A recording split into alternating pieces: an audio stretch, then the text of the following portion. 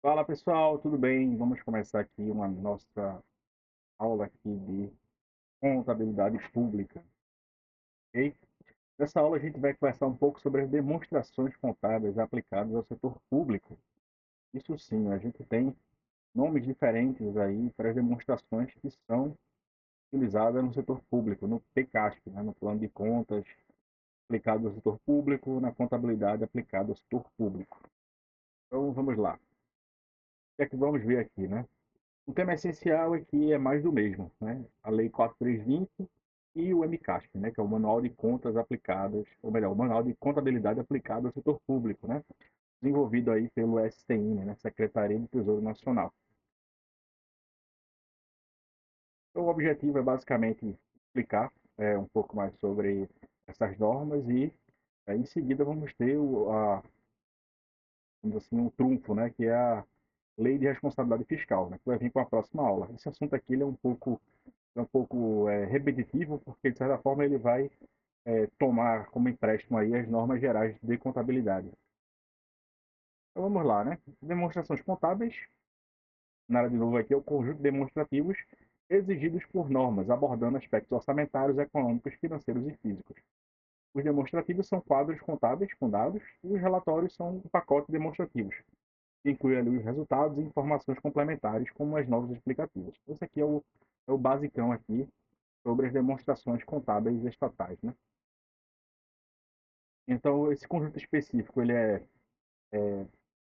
volta lá à norma geral, né, de contabilidade pública, que é a Lei 4.320/64, e o NBC-TSP e o Manual de Contabilidade aplicado ao setor público, né? E cada componente é chamado de demonstração contábil. Vocês esperam lembrar das aulas passadas, a gente vai ver que junto lá da LOA, né, da Lei Orçamentária Anual e das demais normativas aí, né, o Plano Plurianual, o PPL e a LDO, Lei de Diretrizes Orçamentárias, todas elas vêm acompanhadas ali dos demonstrativos contábeis, né? Então, vem tudo num pacote só ali, é simples, né? Você pode ver aí da sua cidade, do seu município, da União, todos eles vão ter, além das normas orçamentárias, vão ter também as demonstrações contábeis ali aplicadas ao setor público, ok?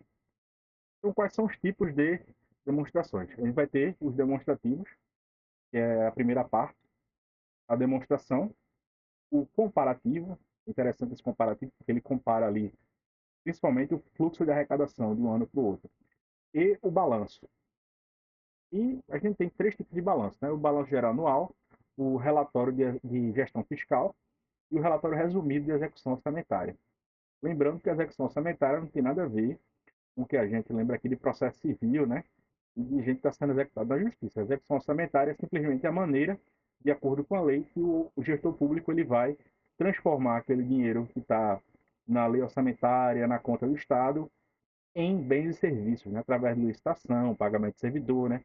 Isso é o que a gente chama de execução orçamentária, que é você pegar um valor que foi previsto em lei e está na conta do Estado, e daí você vai executar ele para que o Estado traga em forma de benefícios como saúde, educação, segurança, pagamento de servidores públicos, né? Para fazer as atividades do Estado, né? Para o cometimento de atividades. Okay? E as demonstrações elas são reguladas pela legislação e diversos tipos ali de normativas, certo? Estou lembrando aqui um pouco, né, o sistema de contabilidade aplicada, o CASP, né? Ele capta atos e fatos das entidades do setor público, o ESP, permitindo o registro e processamento de dados. Gera demonstrativos contábeis para as diversas funcionalidades úteis e inúteis também, né? Então vamos lá. Atos e fatos do campo de aplicação. Entidade do setor público, patrimônio, natureza orçamentária, econômica, financeira e física. Daí isso vai ser inserido ali no plano de contas, ou também chamado de PCASP, né? É o plano de contas aplicado ao setor público. E vamos ter as informações de natureza orçamentária, né? Orçamentário, lembramos do que, gente? Das leis ali, né? São três: PPL, Plano Plurianual, LDO, Lei de Diretrizes Orçamentárias, e a LOA, Lei Orçamentária Anual.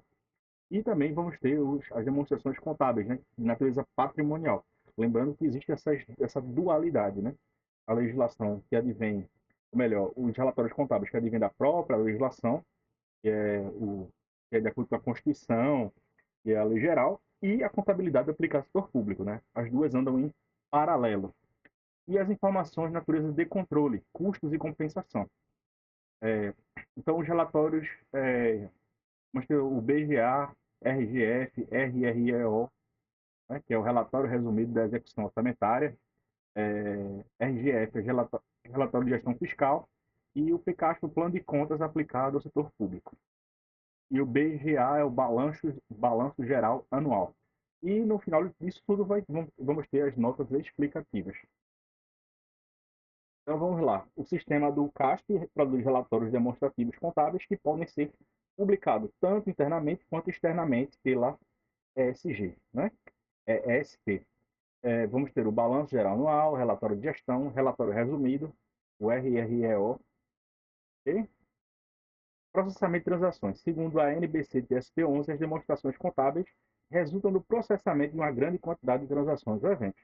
Vamos verificar, por exemplo, o estado de Pernambuco, né, gente? Um estado gigante aí, com diversas notas fiscais, servidores, licitações e por aí vai. Então a gente vai ter uma grande quantidade de papel sendo produzido. Recife, né, um município enorme, né, tanto que a gente tem uma região metropolitana de quem? Do Recife, na verdade. As transações são agregadas em classes com base na sua natureza, função e vamos ter a condensação de dados, né, através dos demonstrativos e resumos, né. Itens que não são individualmente significativos devem ser agrupados com outros itens. Então, sempre que possível, né, de acordo com o princípio geral da contabilidade, você vai tentar colocar ali nas demonstrações contábeis questões que são semelhantes, né, no mesmo grupo de contas. Isso também não é diferente no serviço público. Caminho para a emissão de demonstrações. O correto processamento e emissão de demonstrações depende do sistema contábil, da ESP, né? É Entidades do Setor Público, né? ESP é Entidades do Setor Público. Sistemas informatizados auxiliam nesse processamento. E o CASP, a contabilidade aplicada ao setor público, é essencial para a transparência. A gente já conversou sobre isso, que transparência leva à responsabilização, né? Pelo benefícios e malefícios da gestão, né? A gente chama de accountability, né? Que é basicamente a responsabilidade pelos erros e acertos personificados na pessoa do gestor público, né? Do gestor que atuou mal ou ruim. Ele vai prestar contas, ele vai ter de ser levado, né, a prestar contas da sua accountability, né? A Lei 4320 estabelece normas gerais, a gente já viu isso, nada de novo debaixo do sol. Demonstrativos exigidos aqui. Resultados gerais são quais são os resultados gerais, né? Balanço orçamentário, balanço financeiro, balanço patrimonial, demonstrações de variações patrimoniais, ou DVP, e outros demonstrativos. Artigo 101. Balanços públicos. Três balanços principais são tratados no artigo 102, 103 e 105, segundo os modelos dos anexos 12, 13 e 14. Tudo isso da Lei 4320, tá, gente? Se tiver curiosidade aí ou for trabalhar em prefeitura, entidade pública, você vai precisar se atentar aí para essa legislação. Balanços devem ser publicados anualmente em duas versões, uma versão direta e outra consolidada, incluindo autarquias e fundações. Então vamos lá. Lista dos anexos da Lei 4320 aqui, parte 1 de 2. Demonstração de receita segundo categoria, despesa, receita orçamentária, né, discriminação da receita de estados, DF, municípios. Anexo 2, discriminação das receitas da União, despesa orçamentária, funções e subfunções de governo, programa de trabalho, demonstrativos de funções, programas, subprogramas e projetos e atividades, demonstrativos de despesa por funções, programas, subprogramas, né? E tem todas as informações aqui na lei, tá, gente? Vai dizer aqui, ó, o anexo, que está na lei, que está na LOA, né, que é a Lei Orçamentária Anual, e no balanço, né, no balanço de atividades.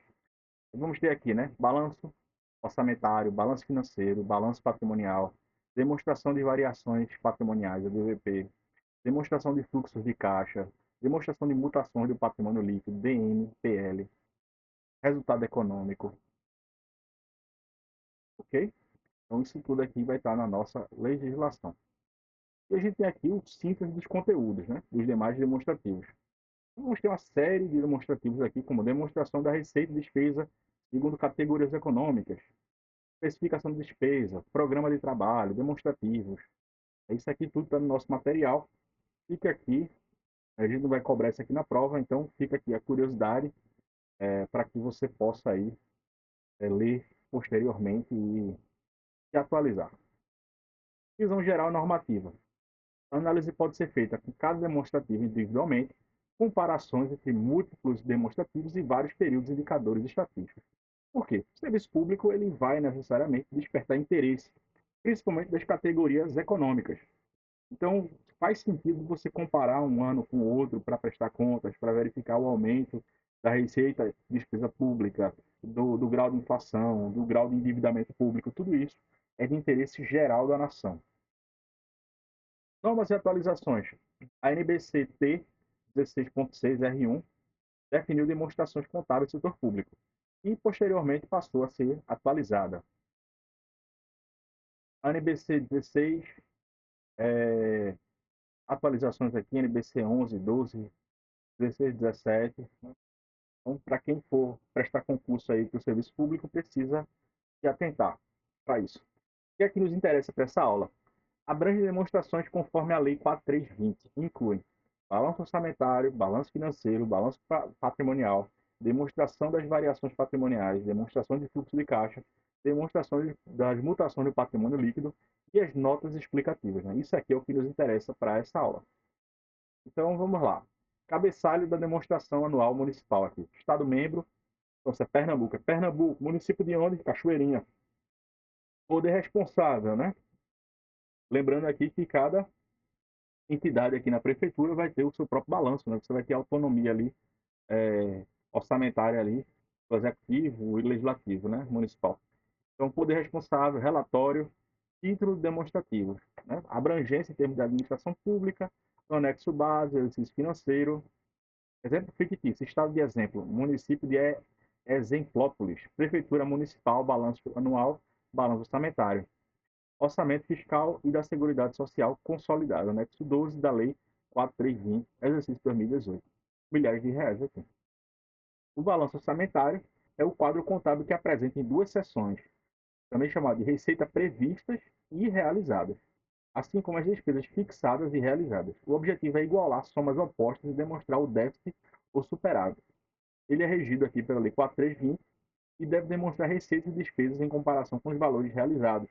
O modelo de BO é disponibilizado no artigo 12. Então, a NBC-TSP 11 não menciona diretamente, mas exige uma demonstração das informações orçamentárias para comparação entre orçamento e valores realizados, reforçando a importância dessa análise para a gestão pública. O BO, né, o BO aqui, né, o balanço orçamentário, é fundamental para avaliar a eficiência na execução. Por que isso, gente? Porque, diferente da empresa, você tem lá o valor previsto na lei orçamentária anual. Está previsto aqui R$ 100.000 em Cachoeirinha, né? Mas aí vai ter que ver o quanto foi executado, porque às vezes a máquina pública é lenta.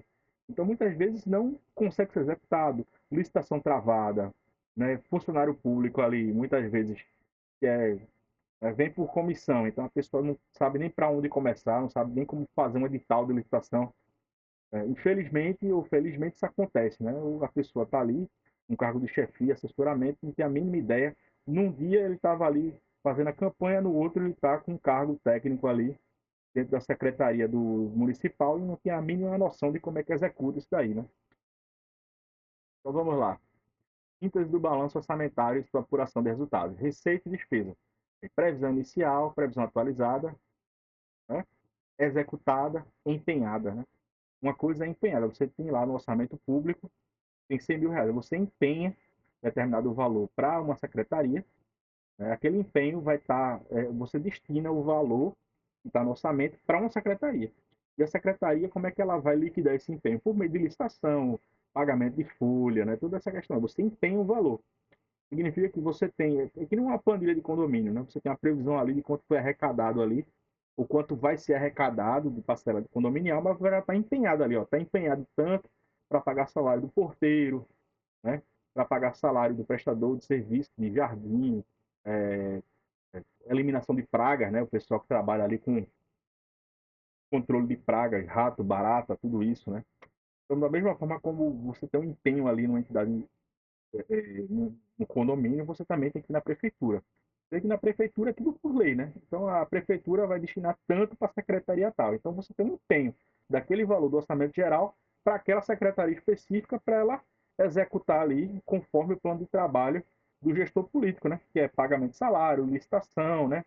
Compra de mercadoria, estoque, né? Tudo isso vai ser realizado, mas você tem a lei e você tem o empenho do valor que está previsto em lei para aquela secretaria. E daí ele vai, né, ser encaminhado ali de acordo com a necessidade do serviço público. Aí, modelo do balanço orçamentário, né, receitas correntes, imposto, taxa, né, resíduo de capital, operação de crédito, alienação de bens, amortização, transferência. Então, a previsão inicial é essa, a previsão atualizada é essa aqui, porque às vezes tem uma atualizaçãozinha aí. Receita realizada significa que efetivamente ali foi gasto, né? Então, vamos lá aqui, receita corrente, tem, e por aí vai. Aí você, né? Previsão inicial, previsão atualizada, receita executada, saldo de dotação orçamentária, déficit de previsão inicial, né? Déficit é o prejuízo na língua do direito público, né? E superávit é lucro na linguagem ali da gestão pública. Beleza, esse foi o balanço anual. Agora, passando aqui para o balanço financeiro. O balanço financeiro é um quadro contábil dividido em duas seções, receita e despesa.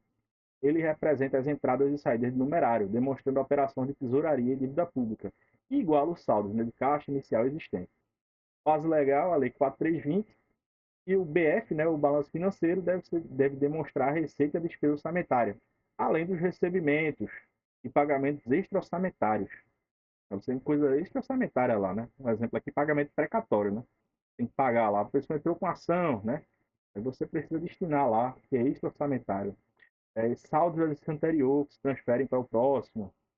Então, para o anexo 13 da mesma lei. Normas relacionadas. As normas brasileiras de contabilidade aplicadas ao setor público não tratam do balanço financeiro, mas sua estrutura é essencial para a gestão financeira pública.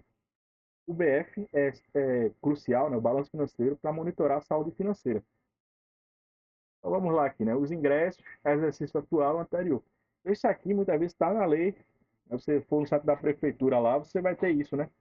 O exercício anterior, o exercício atual, que você vai poder comparar ali, né? O valor que está vinculado à educação, à saúde, previdência, né? Um grande problema do Brasil é que várias despesas já vêm carimbadas. O que quer dizer isso? Você tem um município que só tem velho ali, tem 90% ali, né, aposentado. E você tem um município que tem muita criança e tem pouco aposentado. Qual uma coisa, né, do Brasil inusitada? É que você precisa necessariamente empenhar um percentual fixo do orçamento para atender, né, idêntico nos dois. Então, se for 12,5% num município que não tem criança, você vai ter que destinar aquele valor ali para ser gasto com a educação, ainda que você não precise. Por quê? A nossa Constituição é mágica, né? A pessoa que fez a Constituição brasileira em 88, ela adivinhou que no futuro todo mundo vai ter filho e ninguém vai se aposentar, né? Todo mundo vai ter filho, as mulheres sempre vão engravidar, né? E, e o que aconteceu, né? Você tem uma mudança demográfica no Brasil considerável. Tem municípios que não tem criança. A coisa mais rara do mundo é você ver uma mulher grávida. E como assim a despesa pública da educação está congelada? Você tem ali um percentual fixo. Isso é um problema que os políticos vão ter que enfrentar. Porque você tem locais onde você precisa de um grande orçamento para crianças, porque tem muita criança, e tem um local que não tem criança quase nenhuma. Então não faz o mínimo sentido você abrir uma escola, né, e gastar um dinheiro do orçamento ali absurdo, se você não tem tanta criança assim para atender, né? Então isso é uma realidade que o Brasil vai precisar enfrentar, mas a despesa vem carimbada. Então, assim, se o município precisa de um dinheiro ali para, sei lá, melhorar as calçadas para a terceira idade, e no outro município a terceira idade é minúscula, mas tem muita criança. Então, assim, o gestor público brasileiro ele está preso à nossa Constituição, que a nossa Constituição carimba a verba. Não, isso aqui, esse percentual você deve gastar com isso daqui. Isso complica, porque a sociedade ela muda. Ninguém ia imaginar em 88 que ninguém ia querer ter filho hoje em dia.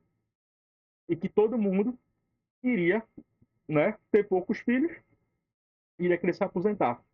Então, o legislador Né? Ele passa pelo crivo da realidade. Tem leis que não fazem o menor sentido, principalmente quando a sociedade muda, não é verdade, gente? Mas vamos lá. No balanço financeiro, você tem um exercício atual e corrente. E você tem aqui, ó, recurso vinculado à educação. Você é vinculado, porque vem carimbado. Você é obrigado a gastar esse percentual. Recurso vinculado à saúde, previdência social, né? RPPS é o sistema é, público próprio, né? Sistema próprio de previdência social, né? E RGPS é o regime geral. Regime próprio de previdência social, RPPS, e RGPS é o regime geral de previdência social. Recursos vinculados à assistência social, outras destinações. E aqui você tem as transferências concedidas, né? Recebidas para execução orçamentária. Então você tem os convênios públicos na União, faz transferências voluntárias ali para os municípios poderem modernizar sua guarda municipal, comprar ambulância. Né? Tem muito dinheiro federal que vem para os municípios através de convênios. A gente já falou isso aqui na nossa aula, né? Em aulas anteriores. Transferências recebidas para aporte de recursos. Para aporte de recursos. O que é aporte? Não, o dinheiro que você recebeu ali de servidor, reteve no salário para previdência social, né? Um valor que está sendo cobrado na justiça, uma pessoa que está fazendo sonegação fiscal, né? Tudo isso ali você vai ter esse tipo de situação. Tem aqui os ingressos, né? Os valores, e você tem os dispêndios, né? Dispêndios. Então, você tem o recurso e os destinados, né? Beleza, gente?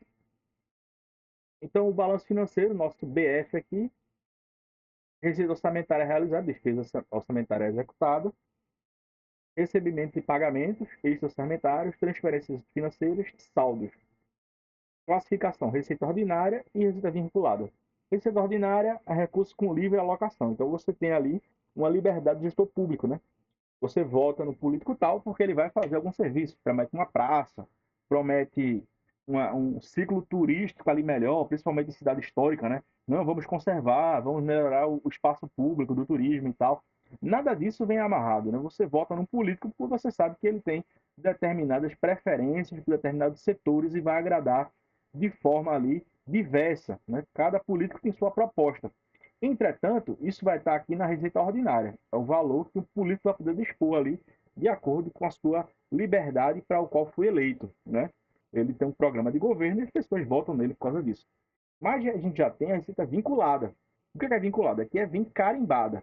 Então, um recurso cuja aplicação é definida por lei, como na educação e na saúde. Então, você tem ali um carimbo dizendo que você necessariamente deve gastar tanto com a educação e tanto com saúde. Né? Você querendo ou não, o político é obrigado a destacar aquilo ali do orçamento para poder gastar ali com os setores que a Constituição manda. Certo? E para bem ou para mal, isso está na nossa Constituição. Né? Se quiser mudar, tem que mudar a própria Constituição, né, para saber ali como é que vai gastar.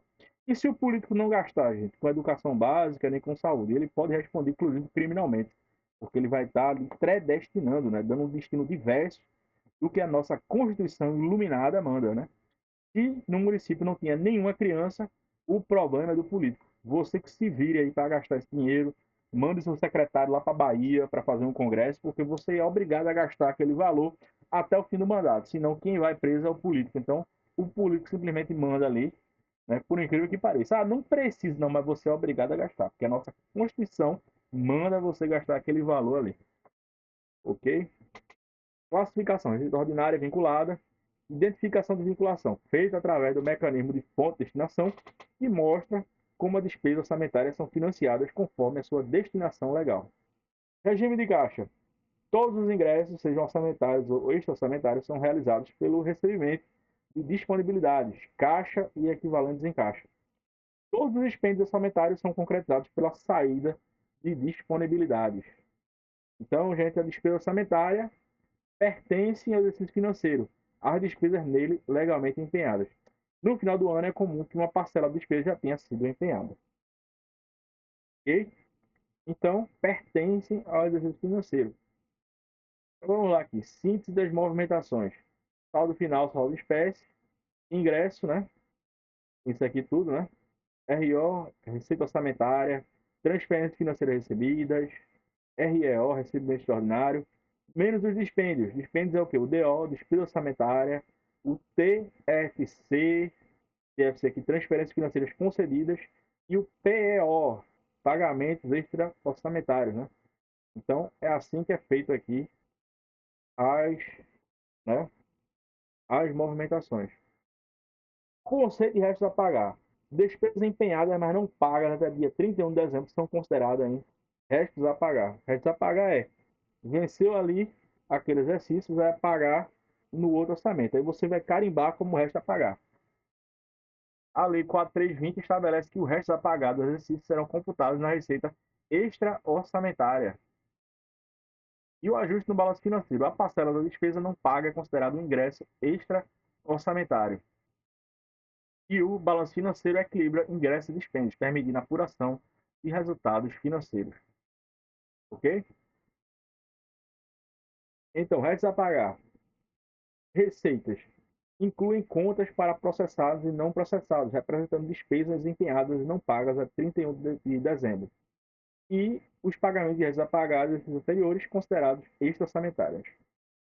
Então, a gente tem aqui, né, ingressos e dispêndios, parcela não paga aqui de um, vem para o outro aqui, ó, inscrição em restos a pagar, né? Então ela está ali como despesa empenhada, a empenhada, assim, o dinheiro foi destacado. Mas aí, quando chegar um novo balanço, ele vai direto ali para recebimentos extraordinários. Você reconhece no balanço desse ano as despesas orçamentárias do ano passado que não foram pagas a esse ano, elas entram ali no balanço como recebimentos extraordinários. Ok? Então, esse ano entra o resto que não pagou do ano passado agora nesse ano para que você pague ali. Balanço financeiro. Ingressos, receita orçamentária, transferências, recebimentos, saldo do anterior, dispêndio, despesa orçamentária, transferências financeiras concedidas, pagamentos extra-orçamentários, saldo para o exercício seguinte. Resultado financeiro, calculado pela diferença de todos os ingressos e dispêndios ou pela diferença de saldo final e inicial de recursos em espécie. Superávit se ingressos forem maior do que os dispêndios. Do que o dispêndio. Então, assim, se você entrou mais dinheiro do que saiu, você tem um superávit. Se você teve menos, então é considerado déficit, né? Você tem muita despesa e pouca receita ali, aí você vai ser considerado deficitário, né? Transferências financeiras recebidas, ingressos que não constituem receita orçamentária e concedidas, desembolsos que não constituem receitas orçamentárias. Conceito de transferência financeira é uma movimentação do numerário entre órgãos de entidades da administração direta e indireta. Podem ser orçamentárias ou podem ser extra-orçamentárias, né? E transferências, né? Quais são os tipos de transferências? Transferências recebidas, transferências financeiras recebidas, refletem entrada de dinheiro, podem incluir cotas, repassos, subrepassos, lançadas como variações patrimoniais aumentativas na classe 3. Então, se entrou ali, né? Transferências recebidas é porque você recebeu. Então, transferências financeiras refletem movimentações de recursos financeiros entre órgãos e entidades da administração direta e indireta. Podem ser orçamentárias ou extra-orçamentárias. Transferências financeiras recebidas e concedidas, né? São aquelas efetuadas em cumprimento da execução do orçamento. São as cotas, repasses, subrepassos, aquelas que não se relacionam com o orçamento geral, decorrem da transferência de recursos relativos ao resto a pagar. Esses valores, quando observados demonstrativos, são compensados pelas transferências financeiras concedidas. Então, a transferência financeira recebida, ela é o que, gente? Uma contrapartida da entrada de numerário, né? Entrou alguma coisa ali, você dá uma contrapartida, que é considerado ali variações patrimoniais aumentativas. Já a saída são consideradas variações patrimoniais diminutivas. Transferências financeiras concedidas, TFC, é uma saída, né? Então você tem a TFR, que é a recebida, e você tem a concedida. Concedida é fazer uma concessão, né? Você faz a concessão porque você está dando alguma coisa para alguém. Então representa a saída do numerário, lançada como variações patrimoniais diminutivas, o VPD. Relação entre TFR e TFC. Os valores de TFR e TFC se anulam na consolidação das contas do ente, né? transferência financeira recebida e concedida, tá, gente? Se anulam, especialmente transferências intragovernamentais, né? O que é intragovernamental? Dentro ali da mesma prefeitura, do mesmo estado, né? Então, exemplos, repasse da prefeitura para a Câmara Municipal. Então, você tem a prefeitura, né, que é o executivo, tem a conta única, e aí vai repassar ali para a conta da Câmara Municipal para fazer os gastos aqui. Né? Balanço patrimonial do setor público. Aqui já vem outro, tá, gente? A gente viu aqui o balanço financeiro, agora é o balanço patrimonial do setor público. O BP é um demonstrativo contábil que representa os bens, direitos e obrigações de uma entidade em uma data específica, né? A famosa fotografia. Você tirou a foto, eis o balanço. Mostra a situação líquida da entidade pela diferença entre ativos, bens, direitos e passivos e obrigações. Qual é a estrutura pessoal? Representa os bens e direitos da entidade. O passivo abrange obrigações exigíveis. Patrimônio líquido refere-se à diferença entre ativos e passivos, indicando que há superávit, aumento patrimonial ou déficit, diminuição patrimonial. Normativa NBC-TSP 11 regula a elaboração do BP, definindo sua estrutura em ativo, passivo e patrimônio líquido, embora não forneça uma definição direta do BP. Né? Então ela diz ali como é que faz, mas não diz o que é. E pouco importa, né? Você que é servidor público, você faz aquela entrega porque é sua obrigação. Né? A NBCT 16.6 previa que o BP deve evidenciar qualitativa e quantitativamente a situação patrimonial da entidade pública, mas foi revogada. Então, assim, não cabe a você dizer que a situação patrimonial dela está positiva ou negativa. Então, vamos lá. NBCT 11, classificação de circulante e não circulante. Ativo circulante e ativo não circulante. O ativo deve ser classificado como circulante quando satisfizer qualquer dos seguintes critérios. Primeiro, espera-se que esse ativo seja realizado ou pretende-se que seja mantido com a finalidade de ser vendido, consumido e por aí vai.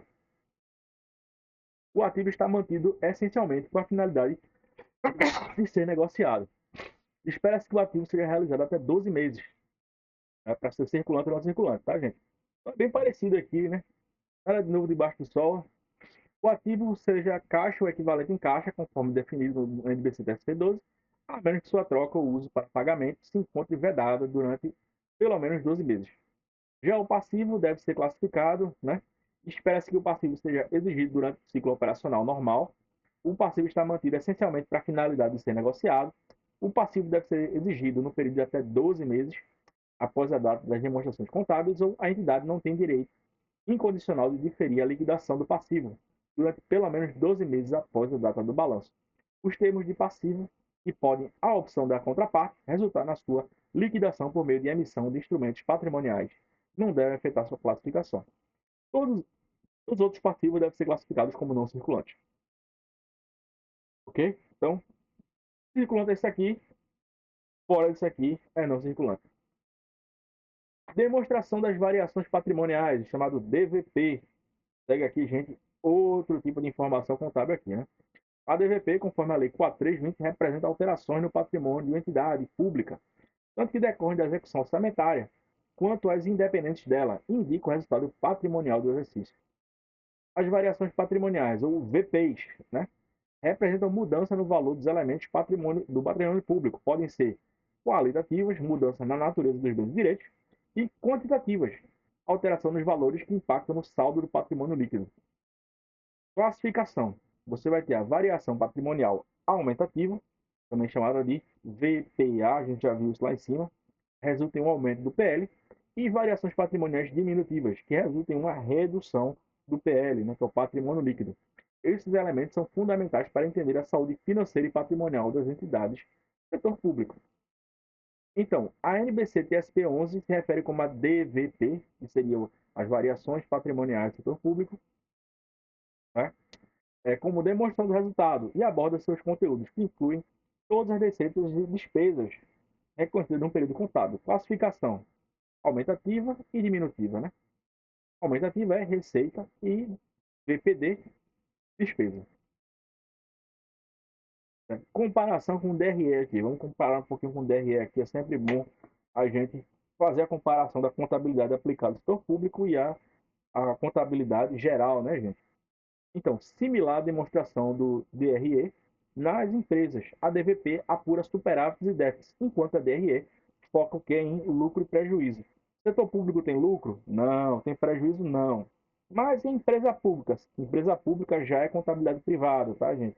Com exceção se for uma autarquia, aí vai ser, né?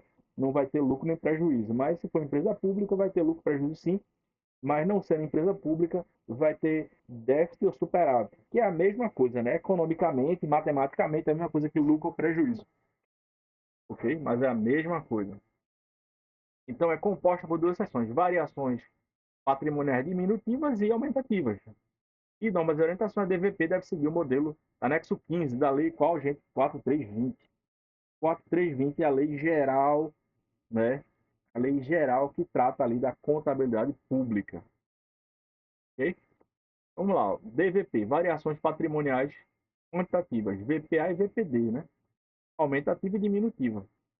E aí vem para a questão patrimonial, se o VPA é maior que o VPD, superávit patrimonial, é o resultado público, né? RP é resultado público. E se a VPD é maior que o VPA, déficit patrimonial. Então, desce PL e aumenta PL aqui. Okay? Demonstração dos fluxos de caixa, setor público. Então, a gente já foi para variações patrimoniais. A gente vai aqui para o DFC, demonstração do fluxo de caixa do setor público. Né? Não estava previsto na Lei 4320, mas foi introduzido o anexo 18 pela portaria do STM. Então não estava lá previsto na lei e não está, mas aí você, através do MCASP e o DCASP, né, você acresceu isso na lei ali como anexo. Então, elas identificam as origens e usos dos fluxos de caixa, incluindo entrada de caixa e desembolso de caixa, e o saldo de caixa na data das demonstrações contábeis. Ele vai proporcionar ali a pressão de contas, ou accountability, né? E suporte a decision making, né? Tomada de decisões ali. O DFC, né? É o numerário em espécie de depósitos bancários ou disponíveis, equivalentes em caixa. Tudo isso aqui já é não tem nada de novo debaixo do sol, tá, gente? Aqui, equivalente em caixa. São aplicações financeiras de curto prazo, altamente líquidas, né? Que podem ser convertidas em um caixa, né, com um risco insignificante, aquele investimento ali que dá na conta de investimento, o caixa, equivalente em caixa, fluxo de caixa, entrada e saída, atividade de financiamento, né? Atividade de financiamento no setor público já é questão da composição, né? Você está tomando e emprestando crédito. Já investimento, né? Investimento é tudo que não é folha de pagamento, né? Então, uma prefeitura constrói um hospital, é considerado um investimento público, né? Então, relaciona-se à aquisição e venda de ativos de longo prazo e outros investimentos que não se enquadram em equivalente de caixa. E atividades operacionais é que não são nem de investimento e financiamento. A atividade operacional é basicamente a folha, né, gente, que se paga ali. No setor público, né, estou dizendo. Importância do DFC. Ajuda os usuários a prever necessidades futuras de caixa, avalia a capacidade de gerar e financiar atividades, informa sobre a sustentabilidade de operações da entidade pública. Classificação dos fluxos. A gente vai ter operacional, investimento e financiamento. Operacional, atividades principais. Investimento, aquisição e venda. E financiamento, relacionados à captação e pagamento de recursos financeiros. Bem, essas três categorias aqui. Definição de caixa. Considera-se numerário em espécie ou depósito bancário disponível, a gente já falou aqui, né? Aquele dinheiro que está na conta, ou então aquele investimento ali com baixa automática que você consegue tirar. E o DFC é essencial para oferecer uma visão clara da situação financeira das entidades públicas, permitindo que os gestores e cidadãos entendam como é que o valor ali que está sendo pago em impostos é gasto. Finalmente, pessoal, notas explicativas aqui, setor público. Né? As notas explicativas são um elemento fundamental nas demonstrações contábeis do setor público, desempenhando um papel crucial na evidência de informações. Isso tudo não disse nada aqui, né? Então, basicamente, o que ela vai fazer? Vai suplementar, né? Eles são parte integrante, mas eles não são relatórios, tá bem? Eles pertencem a uma informação contábil, mas elas próprias ali não são relatórios contábeis, né? Elas explicam o que é que está sendo realizado ali nos relatórios contábeis. e ela é muito importante para garantir que a qualidade da informação e precisão sejam garantidos ali, né? Às vezes você tem números ali que não explicam toda a situação, então às vezes é interessante você colocar nas notas explicativas, principalmente a questão das provisões, né? Provisões públicas, é interessante você colocar lá depreciação, né? Você fazer anotações ali falando de teste de impairment que você fez, depreciação, redução a valor presente, toda essa questão aí deve estar ali mencionada na nota explicativa, de acordo com a regra que você vai utilizar. São essenciais para complementar as demonstrações, ajudam a entender melhor. Aí, assim, a questão é, antes de 2015, era rara e insuficiente, né, na contabilidade do setor público, com pouca exigência legal. A partir das normas brasileiras de contabilidade aplicadas ao setor público, né, então a NBC-TSP tornou-se obrigatória das notas explicativas. Então, elas procuram utilizar uma linguagem técnica direcionada a um público muitas vezes especializado. Então, é interessante que elas sejam direcionadas ali e visam esclarecer, como a gente já falou aqui, e melhoram a qualidade da informação contábil que está sendo prestada. São essenciais o conteúdo, né, da nota explicativa.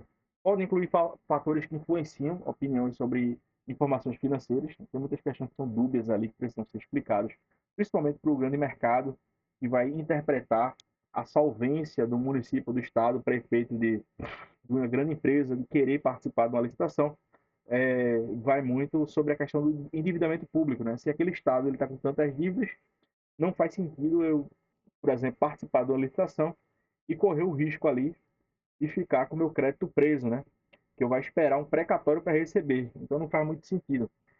Então o Estado, o município, a União, eles podem se prejudicar se eles aumentam tanto o nível de endividamento que vai provocar riscos ali para a pessoa que trabalha com serviço público vendendo mercadoria, né? Trabalhando com licitação, prestando serviços, né?